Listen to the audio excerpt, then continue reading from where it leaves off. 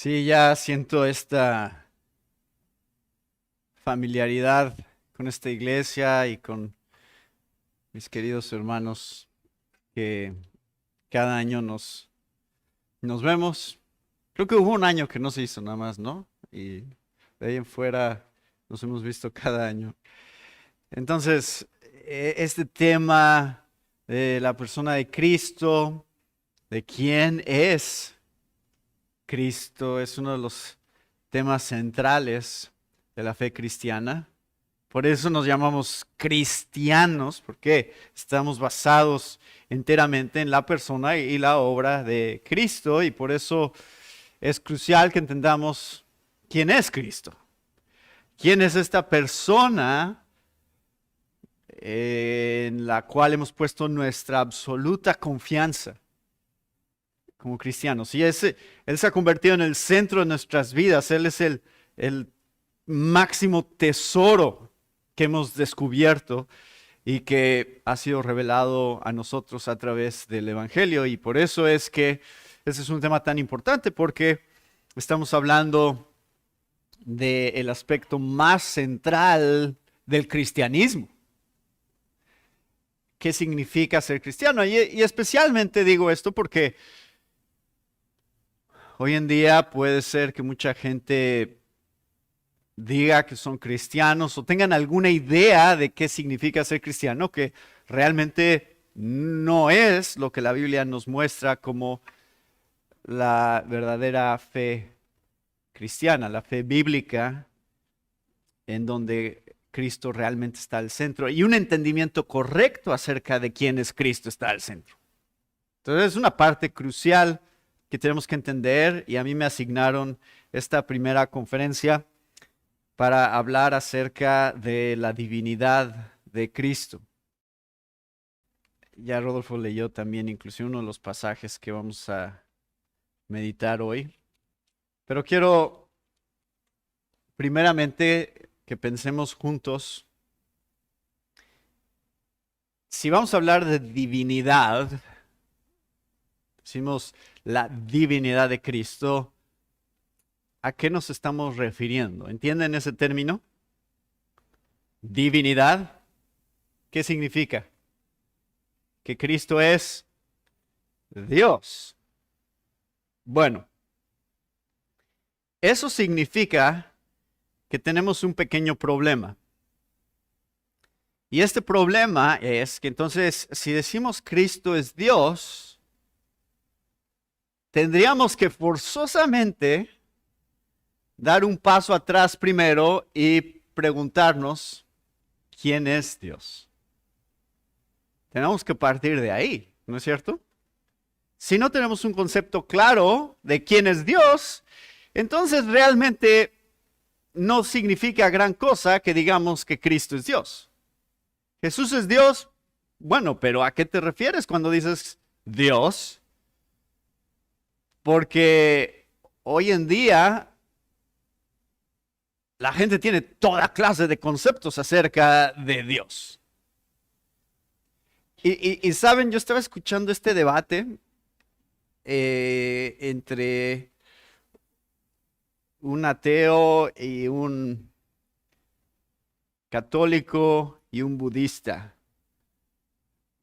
No había ningún cristiano ahí, nada más eran estos tres. Y ellos estaban debatiendo quién es Dios o qué es Dios. Y adivinen qué es lo interesante sobre este debate. Católico, ateo y budista. Y adivinen cuál fue la conclusión.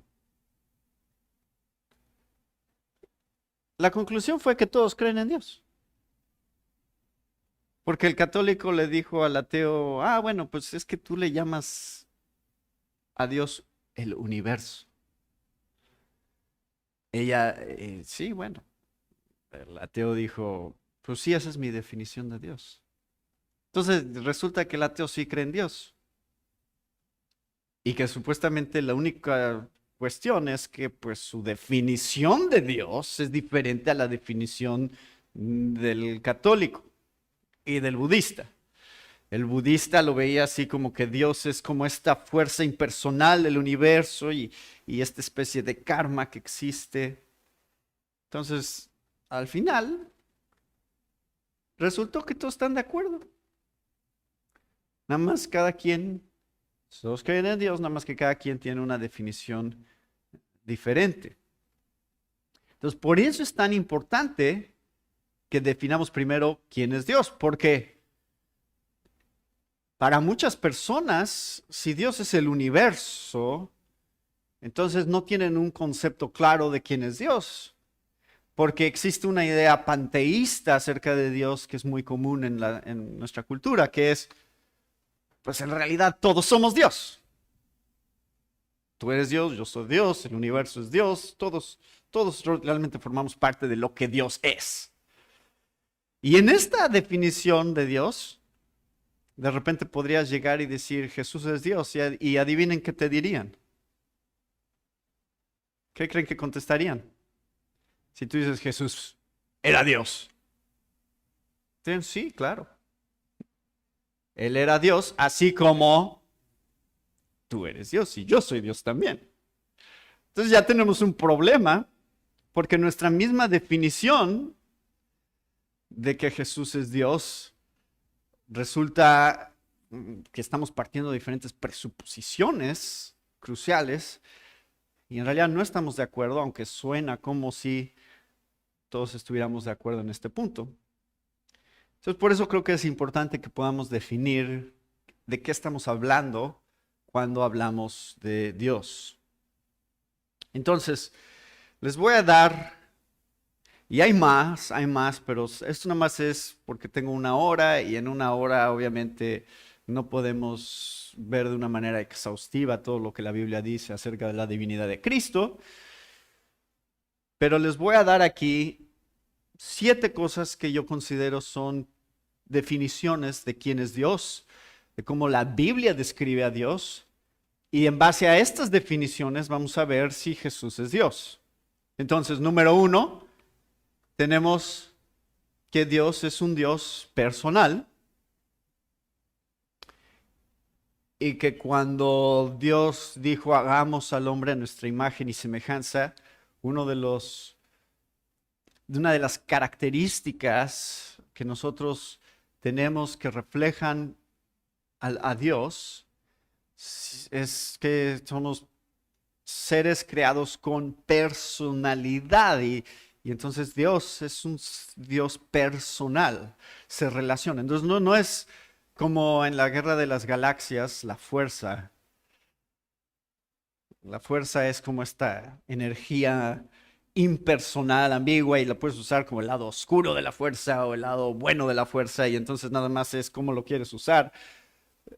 Pero no hay realmente un aspecto personal de aquello que trasciende a la creación. Dios nos muestra que Dios sí es un Dios personal, que quiere relacionarse con nosotros, quiere tener una relación con nosotros, y eso se ve desde Génesis 1 al 3, en la manera en que se desarrollan los primeros sucesos con la humanidad en la caída. Pero a lo largo de toda la Biblia es un registro de cómo Dios quiere relacionarse con nosotros, qué es lo que Dios ha hecho por nosotros para que podamos conocerlo. Por lo tanto, esta es la primera cosa que aprendemos acerca de Dios. Dios es un ser personal. Número 2, y esta es parte también de la historia redentiva, Dios es salvador. Es decir, quiere redimir a su creación. Desde un principio leemos que el ser humano se ha visto afectado por el pecado de tal manera que se ha roto su relación y su capacidad de relacionarse con Dios. Y toda la historia de la Biblia, desde Génesis hasta Apocalipsis, es esta narración de cómo es que Dios está actuando en la historia para redimir a su pueblo. Cómo quiere restaurar esta relación con nosotros. Por lo tanto, Dios se presenta a sí mismo como un Salvador. ¿Sí? Número 3, Dios también en el principio, ¿ok? ¿qué? Creó Dios los cielos y la tierra, lo cual implica que la misma definición de Dios tiene que ver con el hecho de que Él es creador y no creación. Por eso es que tú y yo no somos Dios, porque somos creados, somos criaturas. Y Dios no fue creado, Dios es creador. Y esta característica de Dios significa no nada más que Él es creador, sino que Él no fue creado, es decir, Él no es efecto, sino solo causa. Filosóficamente hablando, tenemos causa y efecto.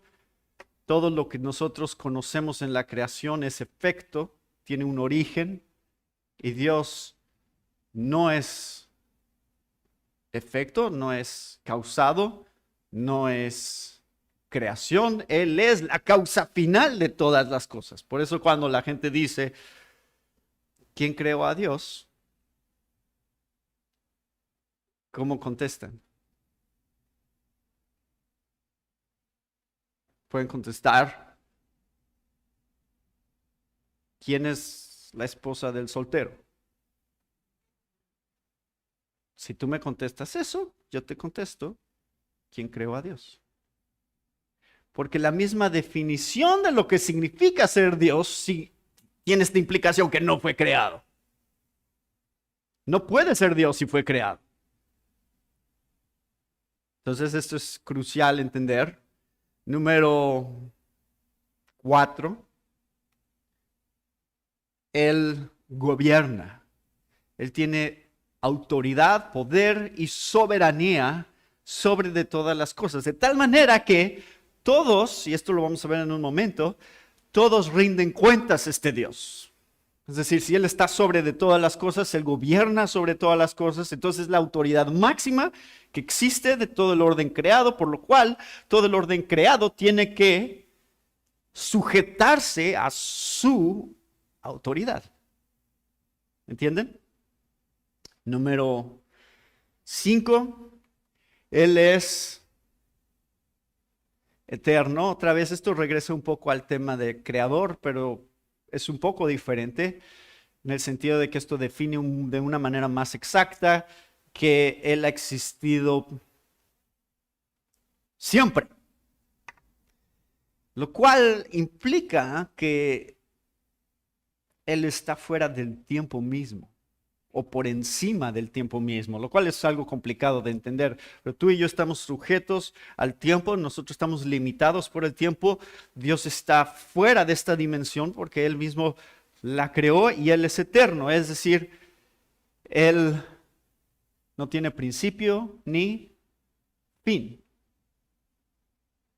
Nosotros sí tenemos un principio. Número 6, Él es inmutable, no cambia, siempre será el mismo, a diferencia de nosotros que vamos cambiando con el tiempo, vamos aprendiendo cosas nuevas, vamos entendiendo cosas nuevas. Nosotros vamos cambiando en cada momento de nuestra existencia, estamos en un proceso continuo de cambio y Dios siempre ha permanecido el mismo. Y número 7, Él es santo. Claro, dentro de todos estos atributos hay muchas otras cosas que podríamos agregar como subtemas o si quieren inclusive como más atributos, su omnisciencia, su omnipresencia, su omnipotencia, todos estos aspectos que son absolutos acerca de quién es Él. Pero otra vez, por el tiempo que tenemos, no vamos a analizar estos 7 puntos y vamos a tratar, en base a estas definiciones que les puse aquí, la santidad absoluta de Dios, que es la manera en la cual Dios refleja su gloria a una creación limitada en su santidad y en el despliegue de su gloria. Vamos a tratar de entender algo acerca de Jesús. Algo acerca de Jesús y de quién es Jesús, más allá del mundo natural.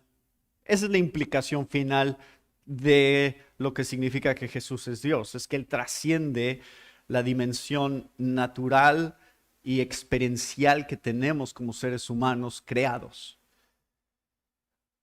Mucha gente tiene un problema con la idea de que Jesús es Dios porque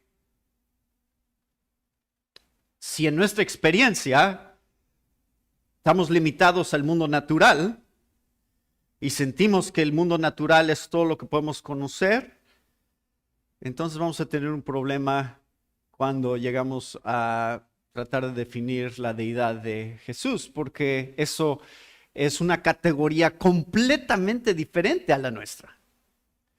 Y mucha gente ha tratado de buscar cómo encajar la fe cristiana con una idea naturalista de Jesús. Y entonces, a lo largo de los siglos realmente y de la historia de la iglesia, mucha gente ha tratado de entender la fe cristiana en términos meramente moralistas.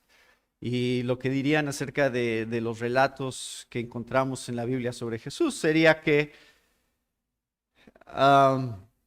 Jesús fue un hombre como tú y yo en realidad, no realmente diferente en ninguna manera, simplemente un buen hombre que dio ejemplo de una manera moral, correctamente moral de vivir. Por lo tanto, los milagros y las cosas sobrenaturales que vemos en las Escrituras son cosas que se agregaron más tarde acerca de Jesús. O sea, la iglesia decidió que van a exaltar a este personaje que vivió entre ellos en algún momento de la historia, de tal manera que ahora le iban a agregar ciertos elementos místicos y sobrenaturales que lo hicieran ver aún mejor de lo que realmente fue. Y estos teólogos decían, por ejemplo, en 1835, un hombre que se llama David Friedrich Strauss escribió un libro que se llama La vida de Jesús y él argumentaba esta idea de que la iglesia cristiana es la que generó este concepto de la deidad de Cristo. Y entonces él decía que, por ejemplo, cuando él multiplicó los peces y el pan, ¿no? Están los 5,000, multiplicó los peces y el pan. No es que realmente se multiplicaron los peces y el pan, sino que en ese momento el gran milagro es que la gente aprendió a compartir.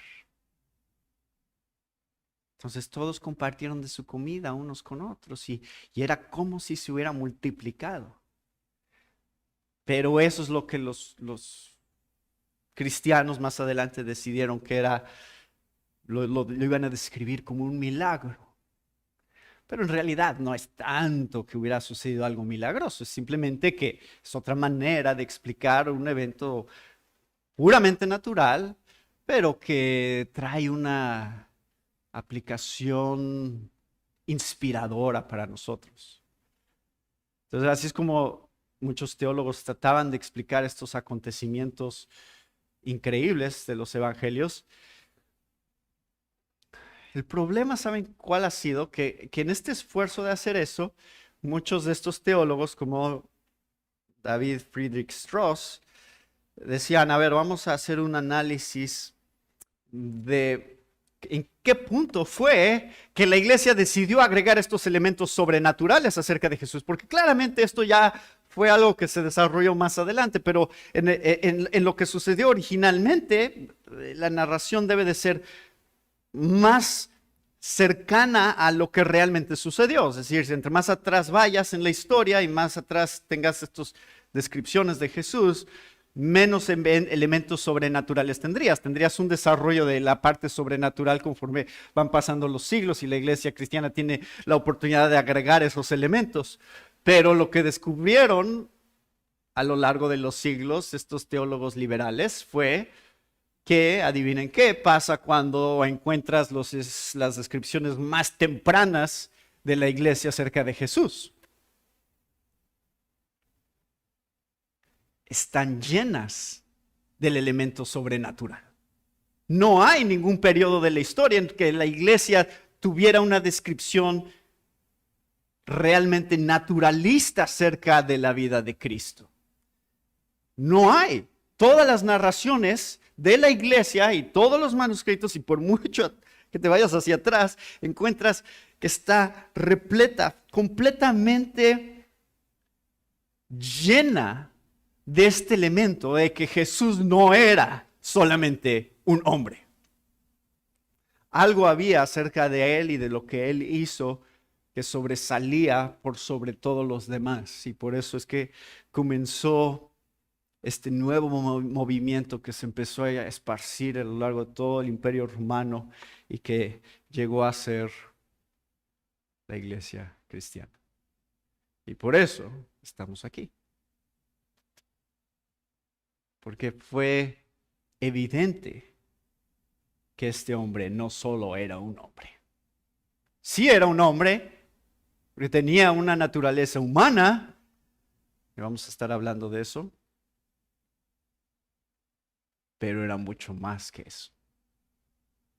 Así que, ¿qué encontramos en las descripciones acerca de Jesús que están a lo largo de todo el Nuevo Testamento especialmente? Número 1. Y esto otra vez nos lleva al punto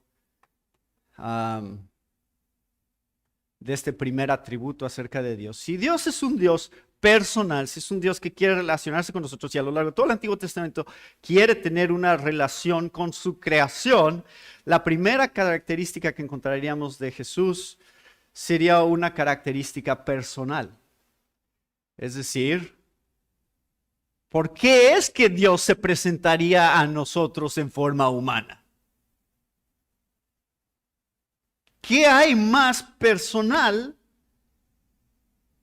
que una persona interactuando con otra persona? Eso es el nivel más personal al cual tú puedes llegar en esta experiencia que tenemos nosotros seres humanos. Por lo tanto, tiene perfecto sentido que Dios mismo se presentara a nosotros como uno de nosotros para mostrarnos el íntimo nivel de personalidad que Él quería tener con nosotros. Poderlo conocer a este nivel. Y saben que estas son las descripciones que la Biblia usa acerca de la personalidad de Dios. Y hay un libro que me encanta, se llama así, Manso y Humilde, y muestra cómo cuando Jesús dijo, aprendan de mí que soy manso y humilde de corazón. De hecho, eso no es una descripción de Jesús en sí, en la Biblia, como que, miren, Jesús es manso y humilde. Esto es algo nuevo en la Biblia. No, de hecho, toda la Biblia describe a Dios como manso y humilde. Esto es lo que Dios había venido diciendo acerca de sí mismo, este deseo de mostrar su misericordia y su amor hacia una creación caída para que pudiéramos encontrar reconciliación. Esto era una de las características principales de Dios a lo largo de todo el Antiguo Testamento. Así que cuando Jesús dice, aprendan de mí que soy manso y humilde de corazón, de hecho nos está mostrando uno de los atributos personales más importantes acerca de Dios. Por eso es que tenemos esperanza de ser redimidos. Pero la otra es que Él se describe a sí mismo como hijo. ¿Y esto de qué está hablando? Esto sí es algo que tiene mayor revelación en el Nuevo Testamento. ¿Qué es qué? ¿Qué implicación tiene hijo? Que hay Padre y que hay una manera en que el Hijo se relaciona con el Padre. Y esto muestra no nada más que Dios es un Dios personal en relación a nosotros, sino que Dios es un Dios personal en relación a sí mismo. Hay relación dentro de Dios mismo, como un solo Dios y tres personas. Por lo tanto, el Hijo tiene una relación personal con el Padre y es una relación que es mucho, mucho más significativa y profunda de lo que podemos entender. Por eso es que Jesús siempre hablaba de mi Padre. Mi Padre, porque había una relación especial que Jesús tenía con el Padre que de hecho era diferente a la relación que nosotros tenemos con el Padre. Y si lo notan y ustedes leen los evangelios, se van a dar cuenta que Jesús decía mi Padre y decía su Padre, pero nunca decía nuestro Padre. Nunca. Porque la manera en que Jesús se relaciona con el Padre es diferente a la manera en que nosotros nos relacionamos con el Padre. Sí es nuestro Padre también, pero hay otra dimensión de relación que nosotros tenemos, que es a través de Él, porque Él conoce al Padre de una manera que nosotros no conocemos al Padre y que no podemos conocer al Padre porque no somos de la misma esencia divina del Padre y Jesús sí. A lo mejor algunos de ustedes están diciendo, ay, pero ¿por qué dijo Jesús que en el Padre nuestro qué? Ya lo dije, ¿verdad? Padre nuestro. Bueno, ¿qué estaba diciendo Jesús cuando oró el Padre nuestro? ¿Cómo tienen que orar quiénes? Nosotros. Nuestro se refiere a la comunidad de hijos del Padre que somos nosotros, los redimidos. Por eso es que parte de la oración del Padre nuestro es la confesión de pecado. Por esa razón, no todos los aspectos del Padre nuestro son aspectos que Jesús mismo oraría. Le estaba poniendo el ejemplo para nosotros. Bueno, es nada más un paréntesis. Para que entiendan a qué me refiero cuando digo Jesús nunca dijo nuestro Padre. Sí había una dimensión personal especial del Padre con el Hijo en la persona de Jesús. Jesús se identificaba con el Padre de una manera tan profunda que hasta usaba los nombres del Padre, nombres de Dios, para describirse a sí mismo. Todos estos yo soy, no nos vamos a meter en eso, pero todos los yo soy de Jesús son una manera de usar el mismo nombre de Dios. Yo soy el que soy, Jehová. Jesús atribuyéndose ese mismo título de divinidad a lo largo de su ministerio y hablando en estos términos: todas las cosas me fueron entregadas por mi Padre y nadie conoce al Hijo sino el Padre, ni al Padre conoce a alguno sino el Hijo y aquel a quien el Hijo lo quiera revelar. Entonces, Juan 1:18 dice: a Dios nadie le vio jamás. El unigénito Hijo que está en el seno del Padre, Él le ha dado a conocer. O sea, nadie ha visto a Dios, solo el Hijo. Y como vamos a ver en un momento, por lo tanto, la única manera de conocer a Dios es a través del Hijo. Número 2. Otra característica de Dios. Dios es Salvador. Esto, otra vez, podríamos pasar toda esta conferencia hablando de este aspecto y vamos a hablar mañana vamos a hablar más acerca de este aspecto específico de Jesús. Pero su mismo nombre nos apunta hacia cuál era la razón de su encarnación. ¿Qué significa Jesús?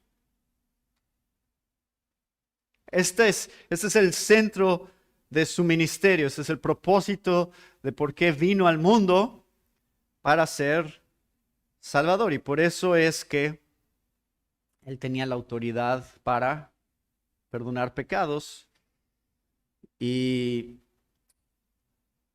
cuando perdonaba pecados, ¿cómo respondía la gente? Decía, ¿por qué habla este así? Está blasfemando. ¿Quién puede perdonar pecados sino solo Dios? Es decir, solo Dios es Salvador. Solo Dios. No puede haber un Salvador fuera de Dios mismo. Solo Dios puede redimir a su pueblo. Y el Antiguo Testamento está lleno de estas promesas. Yo soy el que los va a redimir. Yo soy el que los va a salvar. Y podríamos ver muchos ejemplos acerca de este punto. Pero nada más quiero que vean. Jesús, a lo largo de su ministerio, no se presentó a sí mismo solamente como un ejemplo de fe. Como miren cuánta fe yo tengo en el Padre. Así ustedes también tengan fe en el Padre. Y claro, por supuesto que fe en el Padre y en la obra del Padre es crucial y Jesús no objetaría a eso. Pero era mucho más que eso lo que estaba diciendo.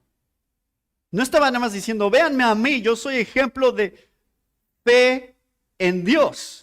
Él decía, no solo eso, véanme a mí y pongan su fe en mí, el que cree en mí. Entonces, Jesús no se presentó solamente como un ejemplo de fe, sino como un objeto de la fe. No dijo, yo tengo fe en Dios, solamente Él dijo, ustedes necesitan creer en mí y entender su necesidad de mí. Y este aspecto de Salvador es lo que todos conocemos también en Juan 3:16, ¿no? Porque de tal manera amó Dios al mundo que ha dado a su Hijo unigénito para que todo aquel que cree en ¿quién? ¿En quién? En el Hijo. ¿Creen en Dios? Crean también en mí. Es lo mismo. O sea, no necesitan escoger como, bueno, ¿en quién pongo más mi fe? ¿En el Padre o en el Hijo? ¿Cuál es más digno de mi confianza? Pues Jesús es lo mismo. O sea, si crees en mí, estás creyendo en el Padre me envió. No hay diferencia. Él es el objeto de la fe. Número 3. Otro aspecto de quién es Dios. Dios es creador.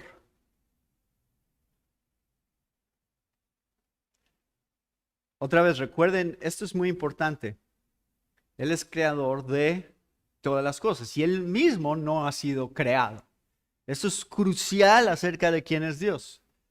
Si esa parte la cambias, no estás hablando del Dios de la Biblia, estás hablando de algo creado, lo cual, si tú pones tu fe en algo creado, eso es lo que la Biblia llama idolatría. ¿Sí? Eso es la definición de idolatría, es mi esperanza, mi fe, mi confianza está en algo que no es creador, sino creación. Recuerda Romanos 1, ese es el intercambio que hemos hecho como humanidad. Eso define la idolatría de nuestro corazón. Ya Rodolfo leía este pasaje hace ratito que dice, en el principio ya existía el verbo y el verbo estaba con Dios y el verbo era Dios. Él estaba en el principio con Dios. Y a lo mejor estás hablando con un testigo de Jehová y te decir, no, pero el griego, la manera en que estas palabras están en el original, es mejor traducción decir en el principio existía el verbo estaba con Dios y el verbo era un Dios. Porque hay un Dios con minúscula que es como un Dios más chiquito. Y obviamente hay buenos argumentos y si ustedes quieren meterse en esto, pueden estudiar el griego. Vayan ahí a Masters y estudien este tema si quieren. De por qué traducimos el verbo era Dios. Pero si yo estuviera hablando con un testigo de Jehová y me está diciendo que Jesús no es Dios, ni siquiera perdería el tiempo en meterme en el griego aquí en este primer versículo. ¿Saben qué le diría? Nada más le diría, está bien. Tú dices que el griego está todo diferente y que es la mejor traducción. No hay problema. Solo sigue leyendo. No me importa cómo quieras traducir la primera parte del versículo. Sigue leyendo lo que dice Juan acerca del verbo. ¿Qué dice? Todas las cosas fueron hechas por medio de Él. O sea que el Padre usó al Hijo para crear todas las cosas. Como que dijo, mira, te doy chance, ¿no? Yo no lo voy a hacer, tú hazlo. ¿Es eso lo que está pasando aquí? No, porque dice, y sin Él, pues no habría nada. Si Jesús no existiera, no existiría nada. Lo cual nos lleva a la pregunta de, ¿por qué hay algo en lugar de nada? Es la pregunta filosófica más vieja de todas. Aquí estamos, ¿por qué? ¿Cuál es la razón de nuestra existencia? ¿Por qué existe un universo en lugar de que no exista ningún universo? ¿Por qué? Porque Jesús, el Hijo.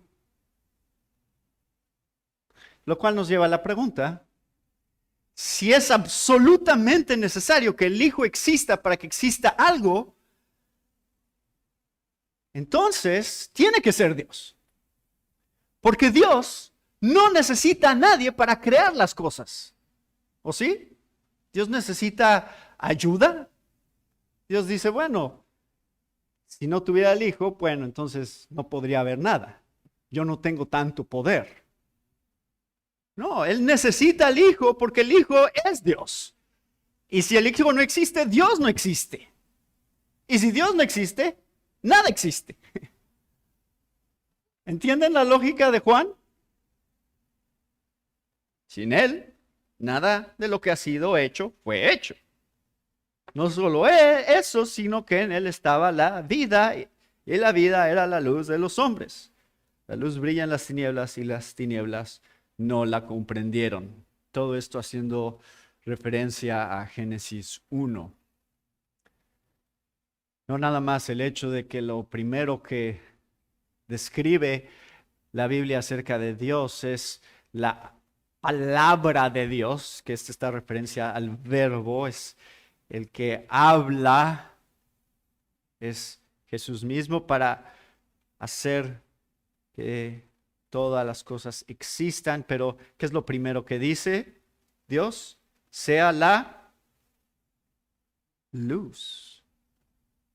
Sea la luz. La primera acción de Dios, la primera manera en que se manifiesta Dios en su creación es haciendo luz. Lo cual es otra referencia a la misma realidad de Jesús siendo encarnado. Él era la luz de los hombres. Así como en Génesis 1, la primera manifestación de Dios fue a través de crear la luz. Hebreos 1:2 dice, en estos últimos días nos ha hablado por su Hijo, a quien constituyó heredero de todas las cosas, por medio de quien hizo también el universo. Por si están confundidos sobre cómo funciona eso, nos explica el autor de Hebreos, Él es el resplandor de su gloria y la expresión exacta de su naturaleza. O sea, Él es Dios. ¿Por qué? porque sostiene todas las cosas por la palabra de su poder. Después de llevar a cabo la purificación de los pecados, el Hijo se sentó a la diestra de la majestad en las alturas, siendo mucho mejor que los ángeles, por cuanto ha heredado un nombre más excelente que ellos. La exaltación de Cristo, no solamente como creador, sino como el sustentador de todas las cosas, nos muestra este aspecto de Jesús como creador. Colosenses 1, Él nos libró del dominio de las tinieblas, el versículo 13, y nos trasladó al reino de su Hijo amado, en quien tenemos redención, el perdón de pecados. Él es la imagen del Dios invisible, el primogénito de toda creación. Ahora me detengo aquí tantito porque esto se presta para ideas erróneas acerca de Jesús. ¿Qué significa primogénito de toda la creación? Hay gente que lo entiende como que, él fue el primero que fue creado. Como que el Padre creó al Hijo y ya después creó todo lo demás. Pero tenemos que recordar cómo es que esta palabra primogénito funcionaba en la antigüedad, especialmente en la antigüedad. Hoy en día, nuestra idea de primogénito simplemente es que nació primero. ¿No es cierto? Pero primogénito, en la manera en que la Biblia lo usa, especialmente en referencia a Jesús, se refiere a la manera en que comparte la autoridad suprema del Padre. Es decir, la manera en que hereda las mismas cosas que pertenecen al Padre. Entonces tiene que ver con supremacía. En ese sentido, Él es el primogénito. En el mismo sentido en que un padre comparte y posee todas las cosas juntamente con su primogénito. Y sabemos que Él no es el primero creado, ahí no se refiere a eso, porque siguen leyendo otra vez. Porque, o sea, aquí está Pablo diciendo, esta es la explicación de primogénito de toda la creación. No es que Él fue creado primero, sino que Él es supremo en toda la creación. O sea, esta explicación la escuché de Piper. Él decía, no es como si yo digo en el sentido de un pedazo de madera, ¿no? Porque es parte de la madera. Como que Jesús pertenece a lo creado, a la creación, el primogénito de la creación. Entonces, un pedazo de madera es parte de la madera. Él dice, no, es como decir el coach del equipo. O sea que no es que pertenece al equipo, no es parte del equipo, es el que está por encima del equipo. En ese sentido es que se está usando primogénito de toda la creación. ¿Sí entienden? Y aquí está la explicación. Dice, porque en Él fueron creadas todas las cosas, tanto en los cielos. O sea, si en Él fueron creadas todas las cosas, Él no puede ser parte del todo porque en Él fueron creadas todas las cosas.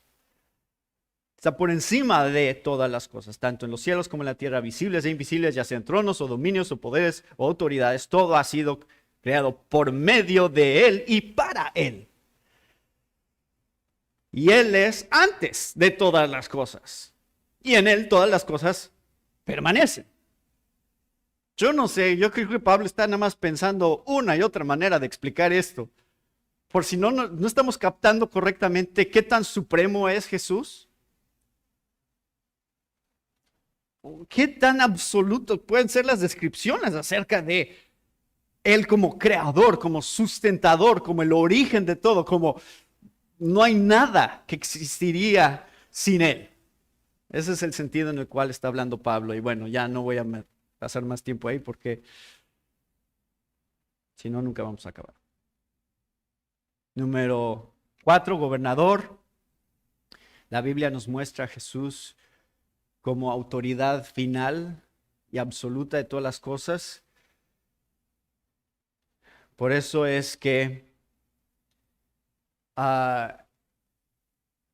él se describe a sí mismo, y él se describe a sí mismo a lo largo de su ministerio como el juez final, como el que tiene la autoridad para hacer un juicio final sobre toda la humanidad, y toda la humanidad va a tener que rendir cuentas a él.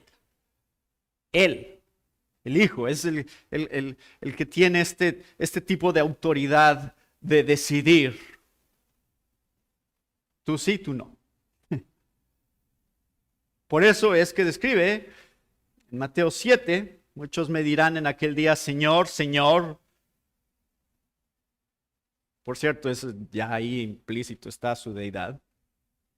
No profetizamos en tu nombre y en tu nombre echamos fuera demonios, en tu nombre hicimos muchos milagros, entonces les declararé, yo Jesús les declararé, jamás los conocí, apártense de mí los que practican la iniquidad, lo cual significa que el punto de ser reconciliados con Dios es que Jesús mismo te conozca. Si tú no conoces a Jesús y Jesús no te conoce a ti, tú no conoces a Dios. Él se está poniendo en ese mismo nivel. Y es esta hipocresía, o sea, Jesús se pone en esta posición en la que Dios se pone en Isaías 29 cuando dice, por cuanto este pueblo se acerca a mí con sus palabras, Señor, Señor, y me honra con sus labios, pero aleja de mí su corazón y su veneración hacia mí es solo una tradición aprendida de memoria. Así es como Dios se describe a sí mismo en relación a un pueblo hipócrita, y es la misma manera que Jesús se describe ante un pueblo hipócrita. Marcos 8:38. Hay otro título que la Biblia usa, muy común, hijo de hombre. Y esto es muy interesante y esto es todo un otro estudio. Y otra vez quiero irme un poco más rápido porque ese es mi problema cuando predico, es que en el momento de estar predicando se me ocurren muchas cosas que no había planeado decir y entonces de repente ya estoy alargando todo el tema.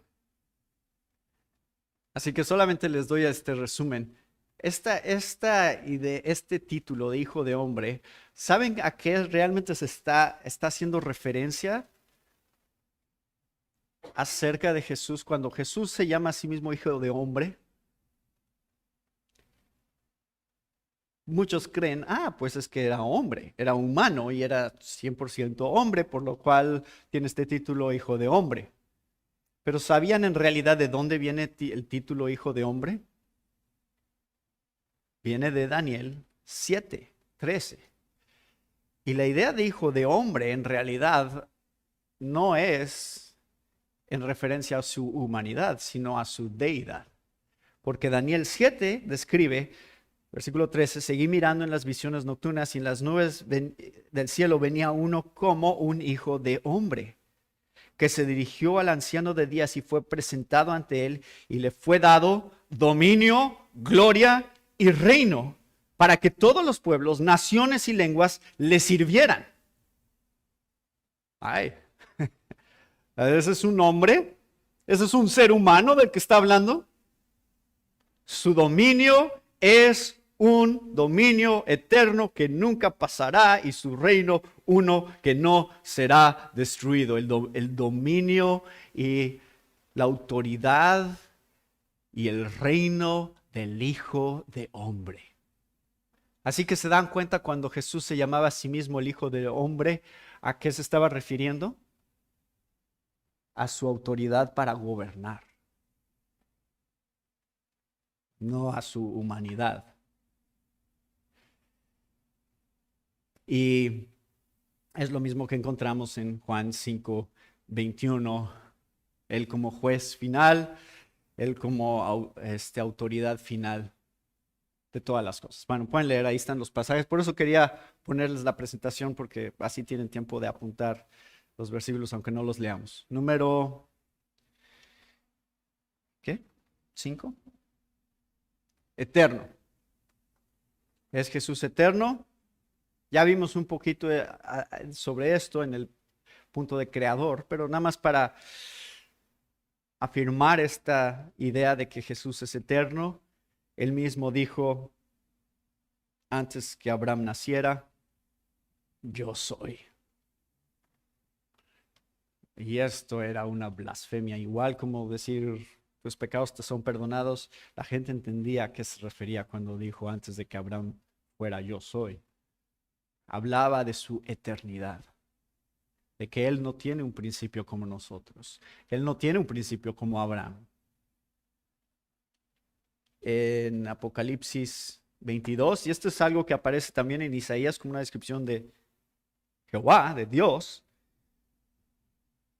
Jesús se describe a sí mismo como el alfa y la omega, el primero y el último, el principio y el fin. Esa es una manera en la que la Biblia describe el aspecto eterno de Dios. Y es la misma manera en que Jesús se describe a sí mismo.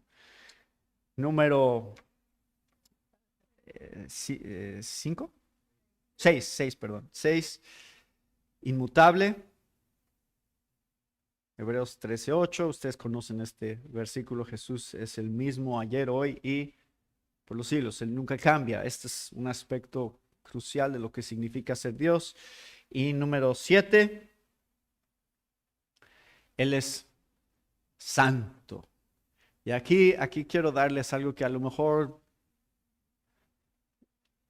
no se habían dado cuenta. Otra vez, si quisiéramos ser exhaustivos sobre este punto de la deidad de Jesús, podríamos pasar todo el fin de semana hablando de eso.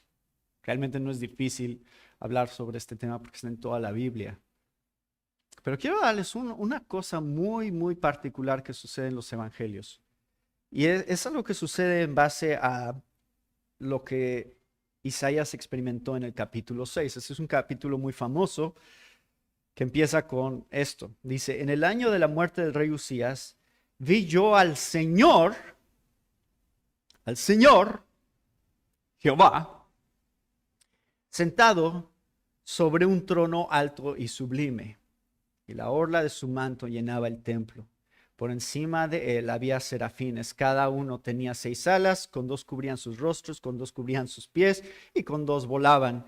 Y el uno al otro daba voces diciendo, Santo, Santo, Santo es el Señor de los ejércitos, llena está toda la tierra de su gloria. Este es un aspecto crucial que describe a Dios, a diferencia de nosotros, porque dice, Santo, Santo, Santo.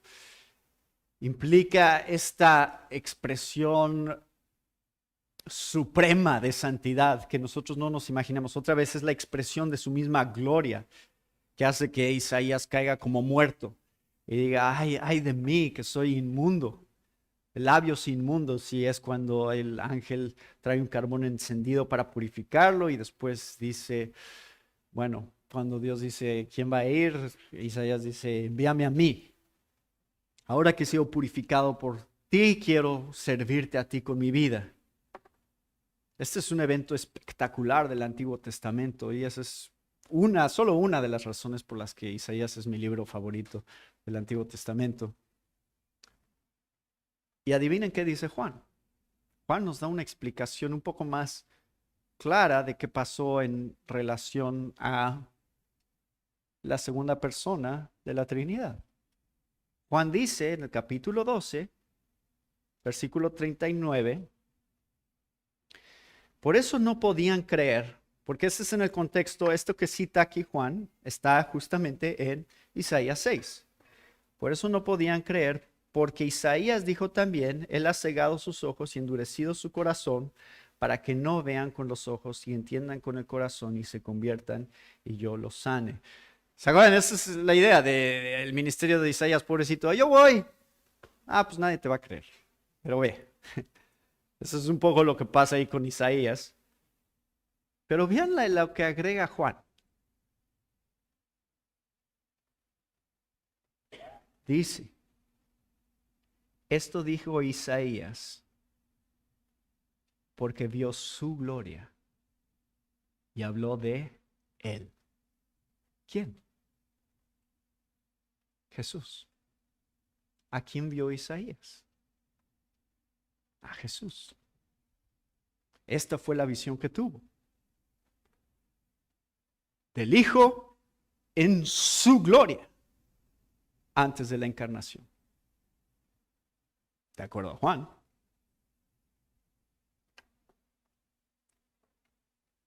Por si tienen duda que Jesús es Dios. Ahí está. ¿Qué implica la santidad de Dios? Otra vez, ¿qué pasó cuando Isaías vio la gloria de Dios? Cayó postrado en adoración. Es que es algo cuando contemplas la gloria de Dios y su santidad, te das cuenta de tu propio pecado y de tu propia incapacidad de acercarte a Dios y de que tampoco mereces estar en la presencia de Dios. Y todo esto, no nada más la experiencia de Isaías, pero en todo el Antiguo Testamento, cada vez que alguien estaba en la presencia de Dios, caía como muerto y la reacción final termina siendo una adoración completa y total ante la presencia de la santidad de Dios. No hay nada que te lleva a entender mejor por qué Dios merece ser adorado y no hay nada más justo y perfecto en todo el universo que la adoración del Dios creador, que ver la santidad de Dios. Lo cual nos lleva a una conexión crucial en Apocalipsis 5 con este punto, donde dice: oí decir a toda cosa creada que está en el cielo, sobre la tierra, debajo de la tierra y en el mar, y a todas las cosas que en ellos hay, al que está sentado en el trono y al Cordero, están en la misma categoría, ¿qué? Sea la alabanza, la honra, la gloria y el dominio por los siglos de los siglos. Y los 4 seres vivientes decían amén, y los ancianos se postraron y adoraron. Ahí está. Jesús es santo y por eso merece ser adorado. Lo cual me lleva a mi último punto, que es este. ¿Por qué importa todo esto? ¿Por qué importa que Jesús es Dios?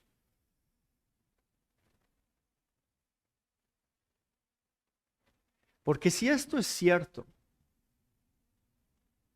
y solo si esto es cierto, solo si Jesús es Dios, significa que todo se trata acerca de Él. Y tu existencia es por Él y para Él. Lo cual significa que solo cuando lo ves a Él y lo que Él ha hecho por ti, es que puedes conocer realmente a Dios. Y solamente es un reconocimiento de su deidad lo que nos permite entender qué tan valioso realmente es Jesucristo en nuestras vidas. Si no, no es valioso. Si no, solamente es un medio para otro fin, pero no, Él no es un medio para un fin, Él es el fin. Él está al final de nuestra búsqueda como humanos en nuestra existencia. ¿De qué se trata mi existencia?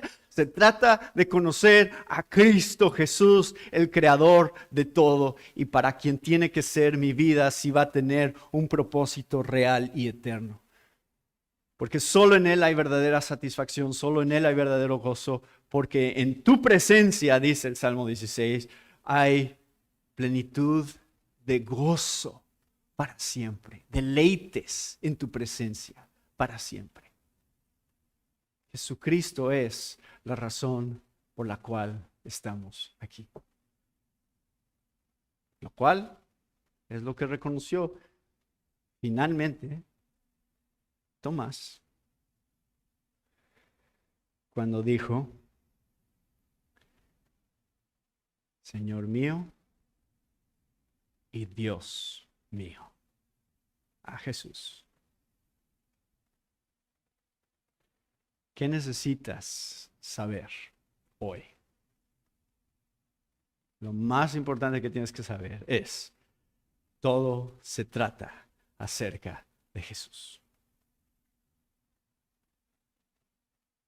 Él es aquel que fue manifestado en carne para que tú y yo pudiéramos entender el propósito de nuestra existencia. Gracias, Padre, por este tiempo juntos y vamos a meditar muchas cosas más en este fin de semana acerca de ti, de quién eres y de esta manifestación en la historia del mundo. Tú entraste en la historia para mostrarte a ti mismo, a nosotros, para que pudiéramos conocer, no el perdón de pecados, no escapar del infierno, no nada más una mejor manera de vivir esta vida, sino el gozo de conocer de una manera real y eterna a nuestro mismo Creador. Eso es, Señor, eso es lo que anhela nuestros corazones. Anhelamos verte a ti, conocerte a ti, porque de ti, por ti y para ti son todas las cosas. Tú sé glorificado en todo lo que vamos a estar meditando este fin de semana. En nombre de Cristo Jesús. Amén.